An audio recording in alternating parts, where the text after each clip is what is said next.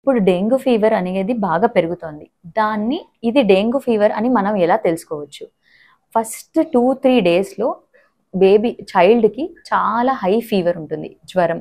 ఇంకా పుట్టుకతోనే ప్లేట్లెట్స్ అనే ప్రాబ్లమ్ వస్తుందా? అంటే కొన్ని డిసీజెస్‌లో, కొన్ని జబ్బుల్లో ఇది జరుగుతుంది. డెంగ్యూ ఫీవర్‌ని మనం కౌంటరాక్ట్ చేయాలి అన్నా సింపుల్ ఫీవర్ నుంచి ఎక్సెసివ్ బ్లీడింగ్ అయ్యి చాలా క్రిటికల్‌గా అయ్యే సిట్యుయేషన్.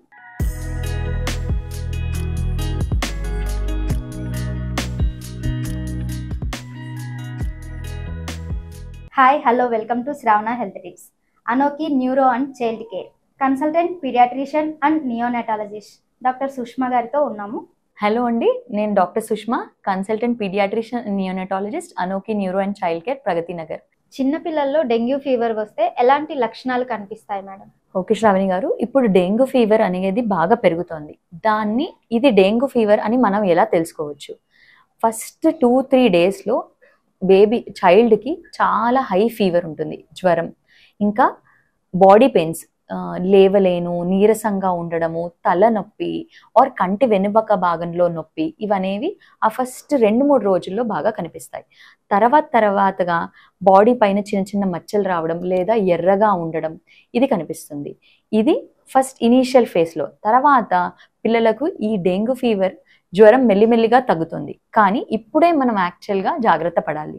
ఎందుకంటే ఆ తర్వాత వామిటింగ్స్ కానీ, కడుపు నొప్పి కానీ, లేదా రక్తం చిట్లడం వల్ల, లేకపోతే రక్తం గడ్డకట్టపోవడం వల్ల చర్మం పైన చిన్న చిన్న బ్లీడింగ్ స్పాట్స్ లేదా ఎర్ర మచ్చల్లాగా అవుతున్నాయి. లేదా అది కాకుండా కాయిన్ షేప్లో ఇంకా కొంచెం పెద్ద మచ్చలు అవ్వడము, లేదా ముక్కులోంచి రక్తం కారడము, చిగుళ్ళలోంచి రక్తం కారడము, వామిటింగ్లో రక్తం రావడము, లేదా మోషన్లో రక్తం కావడం, లేదా మోషన్ రంగే నల్లగా మారడం, ఇవన్నీ జరుగుతాయి.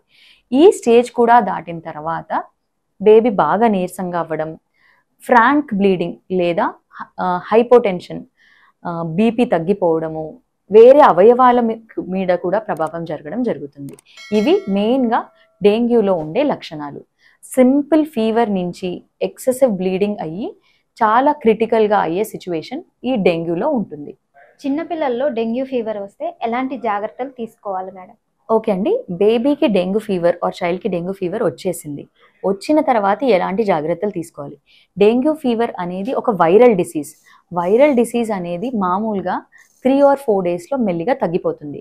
అది చైల్డ్ యొక్క ఇమ్యూనిటీ పవర్ బేస్ చేసుకొని ఉంటుంది. సో ఈ స్టేజ్లో మనం ఇమ్యూనిటీ పవర్ పెంచాలి అంటే బేబీకి మెయిన్గా ఫీవర్ తగ్గించాలి. వాటర్ ఆర్ లిక్విడ్ ఇంటేక్ అంటే ద్రవ పదార్థాలు ఎక్కువగా తీసుకోవాలి.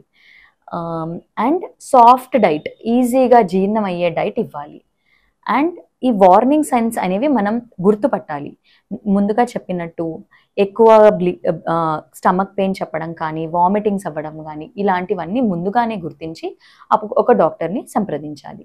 ఫస్ట్ 2-3 డేస్ డెంగ్యూలో ఫీవర్ అనేది బాగా ఎక్కువగా ఉంటుంది. బాడీ పెయిన్స్ ఉంటాయి. దీన్ని ఇనీషియల్ ఫేజ్ ఆఫ్ డెంగ్యూ అంటారు. తర్వాత క్రిటికల్ ఫేజ్లో ప్లేట్లెట్స్ తగ్గడం జరుగుతుంది. ఆ ప్లేట్లెట్స్ మామూలుగా మనకి 1,50,000 నుంచి 4 లక్షల వరకు ఉంటాయి. కానీ ఈ ప్లేట్లెట్స్ డెంగ్యూ ఫీవర్లో ఈవెన్ 10,000, 20,000 వరకు కూడా పడిపోతాయి. ఈ ప్లేట్లెట్స్ పడిపోవడం ఈ డెంగ్యూ ఫీవర్ లక్షణాలు. కానీ ఈ ప్లేట్లెట్స్ పెంచడానికి ప్రస్తుతానికి మనకి ఎటువంటి మెడిసిన్ అంటూ లేదు. కాకపోతే మనం ద్రవ పదార్థాలను ఎక్కువగా తీసుకోవడం, ఫీవర్ని కంట్రోల్లో ఉంచడం, లేదా వార్నింగ్ సైన్స్ లేదా డేంజర్ సైన్స్ని ఎర్లీగా డిటెక్ట్ చేయడం వల్ల డెంగ్యూ ఫీవర్ని ప్రోగ్రెస్ అవ్వకుండా మనం కాపాడుకోగలుగుతాము. సో బేబీస్కి ఇంట్లో ఉన్నప్పుడు అరగంటకో పావు గంటకు ఒకసారి ద్రవ పదార్థాలు అంటే మంచినీళ్ళు, కొబ్బరి నీళ్ళు, లేదా నిమ్మకాయ నీళ్ళు, మజ్జిగ, ఇంకా ఏదైనా ద్రవ పదార్థాలు ఎక్కువగా ఇస్తే బేబీకి ఆ డెంగ్యూ ఫీవర్ని తట్టుకోగలిగే శక్తిని ప్రొవైడ్ చేయగలుగుతాము. పుట్టుకతోనే ప్లేట్లెట్స్ ప్రాబ్లం అనేది వస్తే ఏం చేయాలి మేడం? పుట్టుకతోనే ప్లేట్లెట్స్ అనే ప్రాబ్లం వస్తుందా అంటే కొన్ని డిసీజెస్లో, కొన్ని జబ్బుల్లో ఇది జరుగుతుంది. ప్లేట్లెట్స్ అంటే అది మనకు కేవలం రక్త కణాల్లో 3 రకాల రక్త కణాలు ఉంటాయి. ఎర్ర రక్త కణాలు, తెల్ల రక్త కణాలు, ప్లేట్లెట్స్ మెయిన్గా బ్లడ్ క్లాటింగ్ లేదా రక్తం గడ్డకట్టడాన్ని ఉపయోగపడతాయి. అంటే అధిక రక్తస్రావం అవ్వకుండా బ్లడ్ని క్లాటింగ్కి హెల్ప్ చేస్తాయి.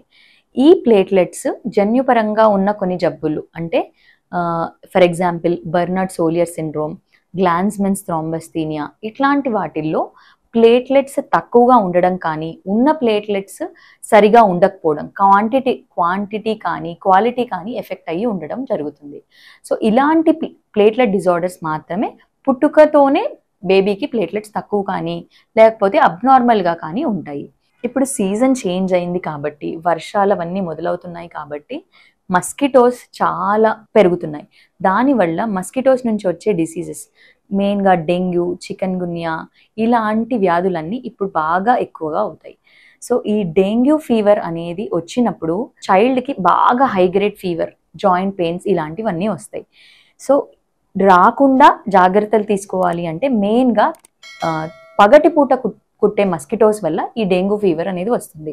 సో పిల్లలకి నిండుగా ఉన్న బట్టలు వేయడము, లేదా రోల్-ఆన్స్ కానీ మస్కిటో రెపెలెంట్స్ కానీ క్రీమ్స్ కానీ యూజ్ చేయడము, లేదా వాళ్ళు ఆడుకునే పరిసరాల్లో దోమలు ఎక్కువగా లేకుండా ఉండడం చూసుకోవడం చేయాలి. ఫస్ట్ ఆఫ్ ఆల్ దోమలు కుట్టని ప్రదేశంలో మాత్రమే ఉండేలా చూసుకుంటే దీన్ని నివారించవచ్చు. డెంగ్యూ ఫీవర్ వచ్చిన పిల్లలకి ఎలాంటి ఫుడ్స్ అనేవి తీసుకోవాలి మేడం? శ్రావణి గారు, డెంగ్యూ ఫీవర్లో ఫుడ్ రిస్ట్రిక్షన్స్ అనేది ఏమీ ఉండదు. ఇది తినాలి, ఇది తినకూడదు అనేది ఏమీ ఉండదు. కాకపోతే వ్యాధి నిరోధక శక్తి పెంచాలి అన్నా, డెంగ్యూ ఫీవర్ని మనం కౌంటరాక్ట్ చేయాలి అన్నా ద్రవ పదార్థాలు ఎక్కువగా తీసుకోవాలి. అంటే లిక్విడ్స్లో అది చైల్డ్ ఓరల్గా యాక్సెప్ట్ చేస్తున్నప్పుడు నిమ్మరసం కానీ మజ్జిగ కానీ ఏది ఓఆర్ఎస్ చైల్డ్ బాబు ఎంత తీసుకోగలిగితే అంతకి ఇవ్వాలి. ఇది కాకుండా కొబ్బరి నీళ్ళు, సిట్రస్ ఫ్రూట్స్ అంటే నారింజ పళ్ళు, ఆ ఫ్యామిలీలో ఉన్న ఫ్రూట్స్ అన్నీ ఇస్తే, విటమిన్ సి కంటైనింగ్ ఫ్రూట్స్ అన్నీ ఇస్తే వ్యాధి నిరోధక శక్తి పెరుగుతుంది. ఇది కాకుండా కివి అని, పపాయ లీఫ్ ఎక్స్ట్రాక్ట్ అని ఇప్పుడు వస్తుంది.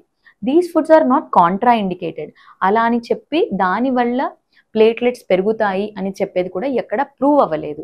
కాకపోతే ఏ ఫ్రూట్ అయినా వ్యాధి నిరోధక శక్తిని పెంచుతుంది కాబట్టి తీసుకోవాలి. ఏదైనా అధిక మోతాదులో తీసుకోవడం మాత్రం నేను సజెస్ట్ చేయను. మీకేమైనా డౌట్స్ ఉంటే కామెంట్ రూపంలో తెలియచేయండి. Online consultation and video call consultation కూడా ఫాలో అవ్వచ్చు. కింద డిస్క్రిప్షన్లో నెంబర్ ఉంటుంది, కాంటాక్ట్ చేయండి. Anokhi clinic, neuro and child care. ఈ వీడియో కనుక మీకు నచ్చినట్లయితే ప్లీజ్ లైక్ చేయండి, షేర్ చేయండి, కామెంట్ రూపంలో కామెంట్ చేయండి. ప్లీజ్ చూస్తూనే ఉండండి శ్రావణ హెల్త్ టిప్స్. మరిన్ని అప్డేట్స్తో మళ్ళీ కలుద్దాం.